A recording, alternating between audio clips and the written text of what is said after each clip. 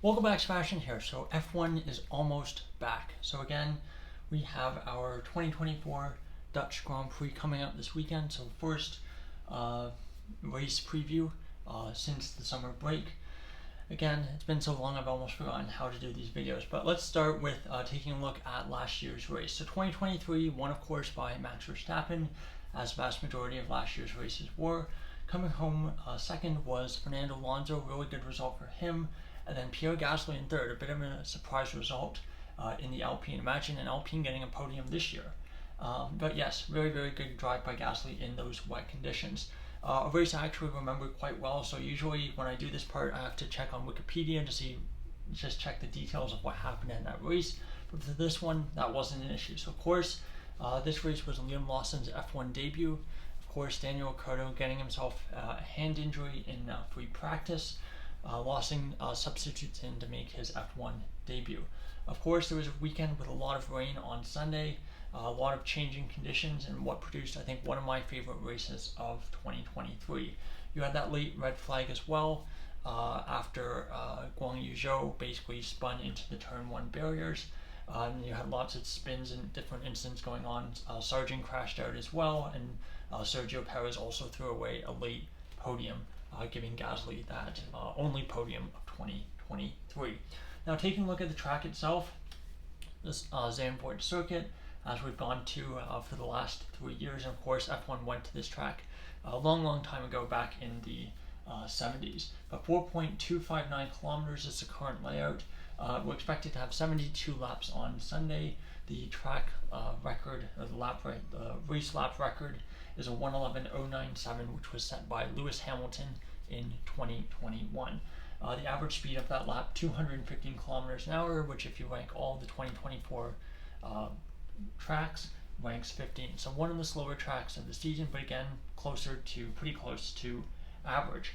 Again, looking at the track, it's very, very narrow, so overtaking will be very difficult. So that means that qualifying is going to be very important this weekend.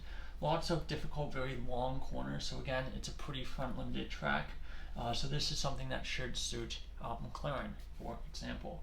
And again, because you have lots of these very, very difficult corners, you do have a fairly high risk of a safety car. Haven't seen it quite as much in F1, but definitely in the support races, F2, F3, for example, you definitely get a lot of safety cars because of how difficult some of these corners are. Unfortunately, no F2 or F3 this weekend, so again, it'll just be F1 for videos from me.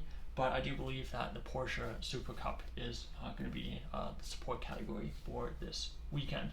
Again, for looking for overtaking areas, you really have one really good spot, and that's going into Tarzan. But if you can get a really good exit of Tarzan, even if you've been overtaken, there's a possibility of re-getting that position into turn 3, which is the Hugenholtz.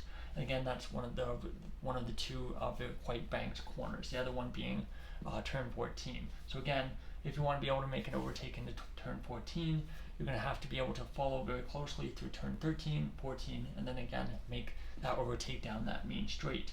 There's again another DRS zone going into turn 11, but realistically, this straight is generally too short, so you can't really get alongside unless you have a massive pace advantage on the car that you're trying to overtake.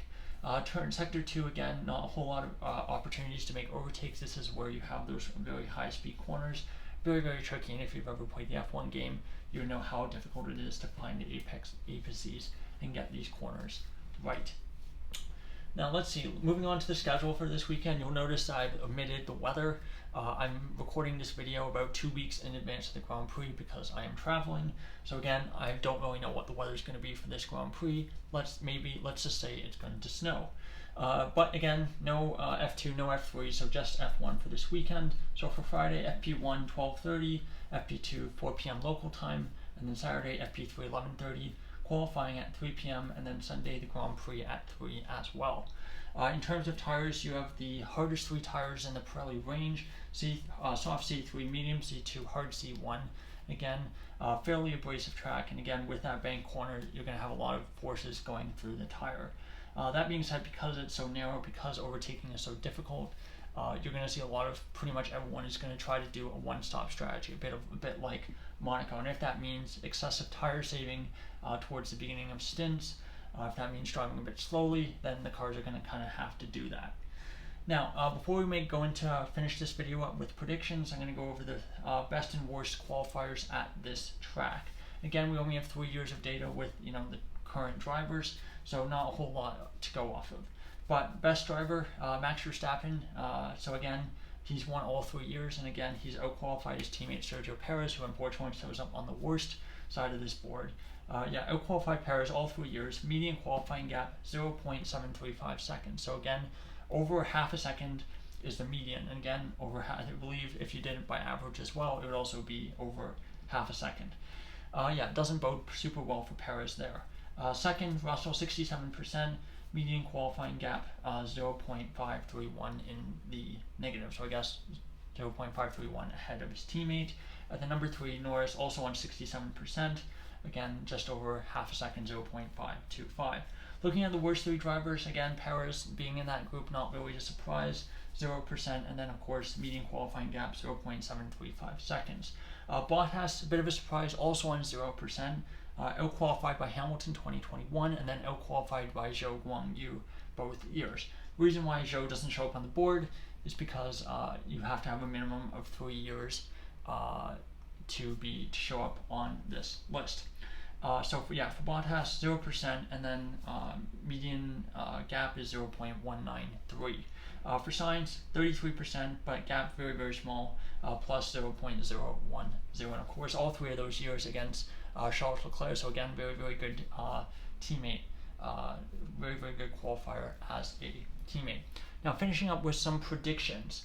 Let's see. This is gonna be very, very difficult. Again, it seems like predictions have become much more difficult as the field has kind of closed up pace-wise. But I think McLaren, I think, would be a very, very safe bet given how many high-speed corners you have at this track. But again, Verstappen qualifying record, won the last 2 years. I think also it's gonna be very, very difficult to not put him on that podium. So I think what I'm gonna do is, I think given how important qualifying is going to be. And again, I think without that grid penalty at the Belgian Grand Prix, I think you can make a pretty good argument that Verstappen could have won that Grand Prix. So I'm actually going to predict a Verstappen win. And I'm going to go with Norris and Piastri on the podium. Oh dear, let's see. Okay, the new setup may not be conducive to writing on the board mid-video. But yes, that's what we're going to do. We're going to go with a Verstappen win, and then we're going to go with Norris and Piastri joining him on the podium. Again, we'll see how that prediction ages. Could age quite badly. But again, that's something that I'm going to have to wait 2 weeks to find out. And I guess you only have to wait, you the viewer, will only have to wait 3 or 4 days to find out. Anyway, thank you so much for watching. Goodbye.